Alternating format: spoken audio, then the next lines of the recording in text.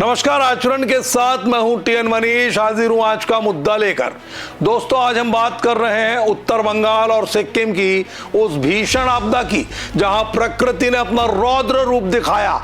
4-5 अक्टूबर 2025 को शुरू हुई मूसलाधार बरसात ने दार्जिलिंग जिले में भयानक तबाही मचा डाली। भूस्खलन, बाढ़ और पुलों के ढहने से अब तक 28 लोगों की मौत हो चुकी है, दर्जनों लापता हैं और हजारों पर्यटक फंस गए हैं। सिक्किम का बाकी देश से संपर्क कट चुका है। ये 2015 के बाद की सबसे बड़ी आपदा है। आइए पूरा विस्तार से समझते हैं क्या हुआ, कैसे हुआ, कब हुआ, ताजा हालात क्या है।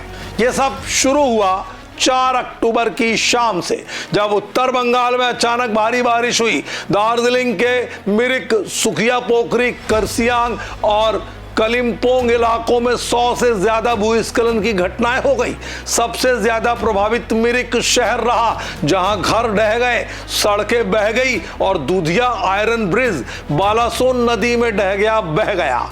तीस्ता नदी जो चंचला कहलाती है, उसका स्तर खतरे के निशान से ऊपर पहुंच गया, जिससे बाढ़ की स्थिति निर्मित हो गई। दुर्गा पूजा के मौके पर आए हजारों पर्यटक फंस गए, जिनमें कोलकाता, अन्य राज्यों के लोग शामिल हैं। राष्ट्रीय राजमार्ग 10 पूरी तरह से बंद है, जिससे सिक्किम अलग थलग पड़ गया है। नेपाल की सीमा वाले इलाकों में भी असर पड़ा, जहां 52 मौतें हो चुकी हैं। कुल मिलाकर 80 से ज्यादा जानें चली गई। आईएमडी के मुताबिक ये बारिश असाधारण भारी वर्षा की चेतावनी से भी अधिक थी, जो क्लाइमेट चेंज का नतीजा हो सकती है।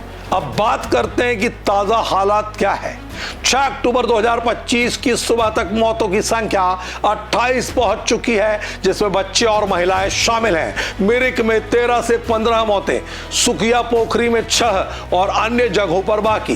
दर्जनों लोग अभी लापता हैं। 2000 से अधिक पर्यटक फंसे हुए हैं। बारिश थम रही है, लेकिन आईएमडी ने 7 अक्टूबर तक उत्तर बंगाल और सिक्किम के लिए रेड अलर्ट जारी कर रखा है, जिसमें फ्लैश फ्लड का खतरा है। ट्रेनें रद्द हैं, पर्यटन स्थल जैसे टाइगर हिल और रॉक गार्डन बंद। नेपाल में भी 42 से 52 मौतें और भूटान के ताला डैम से पानी छोड़े जाने से बाढ़ का अलर्ट। एक्स पर ताजा पोस्ट से पता चलता है कि स्थानीय लोग और पर्यटक सोशल मीडिया पर मदद मांग रहे हैं। बचाव के मोर्चे पर एनडीआरएफ, भारतीय सेना और स्थानीय प्रशासन की टीमें दिन रात लगी हुई है। टूटे पुलों से रस्सियां डालकर लोगों को निकाला जा रहा है।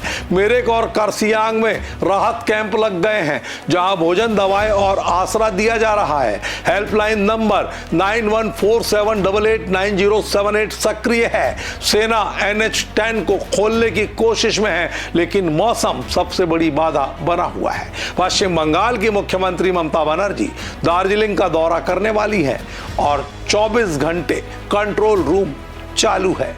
केंद्र सरकार से प्रधानमंत्री नरेंद्र मोदी ने संवेदना व्यक्त की और सहायता का आश्वासन दिया।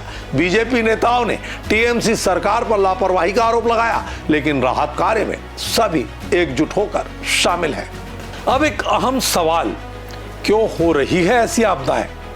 विशेषज्ञों के मुताबिक 2025 में मानसून की विदाई देरी से हो रही है। सामान्य तौर पर सितंबर तक मॉनसून विदा हो जाता है, लेकिन इस साल अक्टूबर में भी भारी बारिश जारी है। क्लाइमेट चेंज से बारिश के पैटर्न बिगड़ रहे हैं। कम समय में ज्यादा बरसात, जिससे फ्लैश फ्लड और भूस्खलन बढ़ गए। नॉर्थ ईस्ट इंडिया में 7% ज्यादा वर्षा हुई, लेकिन ये इंटेंस बर्ड्स में आई आईएमडी के पूर्वानुमान के बावजूद लानीना और ग्लोबल वार्मिंग के चक्र से गड़बड़ा रहा है। विशेषज्ञ कहते हैं कि इंफ्रास्ट्रक्चर को क्लाइमेट प्रूफ बनाना जरूरी है, वरना ऐसी आपदाएं बढ़ती रहेगी। तो दोस्तों, यह आपदा हमें सिखाती है कि प्रकृति से छेड़छाड़ का नतीजा भयानक होता है। प्रभावितों के लिए प्रार्थना करें और हर संभव मदद करें, क्योंकि मानव ही मानव के काम आता है। प्रकृति का सम्मान करें ताकि उसके रौद्र रूप से हम सब बच सकें। आज के मुद्दे में इतना ही। अगला एपिसोड तक मुझे दीजिए इजाजत। आप बने रहिए आचरण न्यूज के साथ। नमस्कार। देश दुनिया की सभी खबरें देखने के लिए जुड़े रहिए आचरण न्यूज से। आचरण न्यूज, हर कदम आपके साथ।